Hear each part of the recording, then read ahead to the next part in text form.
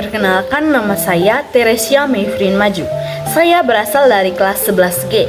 Pada video ini, saya akan menjelaskan beberapa pertanyaan mengenai perdagangan internasional.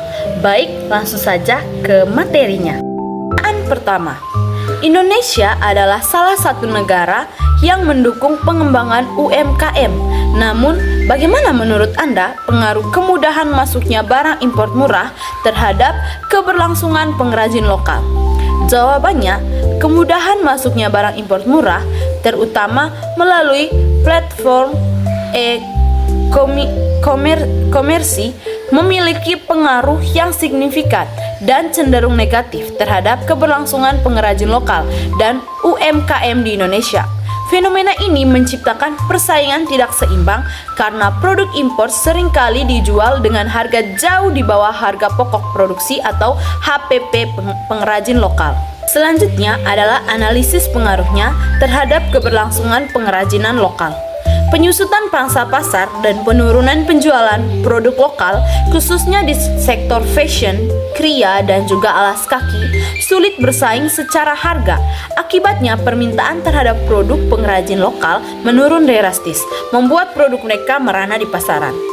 Yang pertama adalah ancaman keberlanjutan usaha. Ketidakmampuan menandingi harga murah mengakibatkan penurunan produksi, penutupan usaha, dan berpotensi mematikan kreativitas pengrajinan lokal. Lalu, tekanan pada tenaga kerja. Ketika UMKM atau pengrajin lokal mengalami penurunan omset atau tutup, hal ini berdampak langsung pada hilangnya lapangan pekerjaan di dalam negeri. Yang kedua, pergeseran preferensi konsumen. Akses mudah ke barang impor murah membuat konsumen cenderung memilih barang luar negeri yang melemahkan daya saing produk dalam negeri secara jangka panjang. Yang ketiga, upaya pemerintah dan dampak sebaliknya. Pemerintah saat ini sedang mengkaji aturan pembatasan impor, seperti penetapan harga minimum untuk produk impor guna melindungi UMKM. Namun, terdapat dilema di mana pembatasan impor yang terlalu ketat juga dapat membatasi akses UMKM terhadap bahan baku yang lebih murah dan menghambat inovasi. Untuk mengatasi tantangan ini, pengrajin lokal didorong untuk meningkatkan kualitas produk, melakukan inovasi, membangun branding, dan juga memanfaatkan teknologi untuk efisiensi. Pertanyaan nomor 2. Apakah kebijakan proteksi seperti tarif atau kuota masih relevan di era digital saat ini? Jawabannya, kebijakan proteksi perdagangan seperti tarif dan kuota masih sangat relevan dan bahkan cenderung meningkat penggunaannya pada tahun 2024 sampai 2025. Meskipun dunia berada di era digital, proteksionisme berevolusi dari sekedar hambatan fisik menjadi proteksionisme canggih yang mencakup subsidi, aturan kedaulatan digital, dan pembatasan impor untuk melindungi industri lokal dari persaingan produk asing yang lebih murah. Tarif dan kuota tetap relevan sebagai alat kebijakan ekonomi. Namun, di era digital, proteksi lebih efektif jika bersifat strategis, seperti mendukung transisi teknologi, daripada hanya sekedar membatasi perdagangan.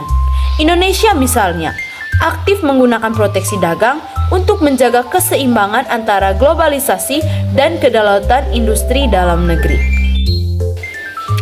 Pertanyaan nomor 3. Apa strategi yang harus dilakukan UMKM agar bisa bersaing di pasar internasional atau pasar ekspor? Jawabannya, strategi terperinci bagi UMKM untuk bersaing di pasar internasional. Yang pertama, peningkatan kualitas dan juga standar produksi. Maksudnya, produk wajib memiliki kualitas konsisten yang memenuhi standar negara tujuan, termasuk sertifikasi keamanan, kesehatan, atau lingkungan. Yang kedua, legalitas dan juga dokumen ekspor. Masuknya, disiapkan dokumen dasar seperti NIB atau nomor induk berusaha, NPWP, serta sertifikat khusus yang dibutuhkan negara tujuan. Yang ketiga, riset pasar internasional. Maksudnya, kita harus bisa pelajari kebutuhan, tren, dan regulasi di negara tujuan agar produk sesuai dengan preferensi konsumen lokal. Yang keempat, pemasaran digital dan e-commerce global. Maksudnya, manfaatkan marketplace global seperti Alibaba, Amazon, atau Etsy dan media sosial untuk menjangkau buyer internasional secara efisien. Yang kelima, partisipasi dalam pameran dan bisnis matching. Maksudnya, ikuti pameran dagang internasional dan program pemerintah seperti KKI Bank Indonesia untuk mengenalkan produk langsung ke pembeli potensial. Yang keenam, kolaborasi dan networking. Maksudnya, kita bermitra dengan agregator ekspor dan eksportir berpengalaman atau asosiasi usaha untuk mengatasi kendala logistik dan juga rantai pasok.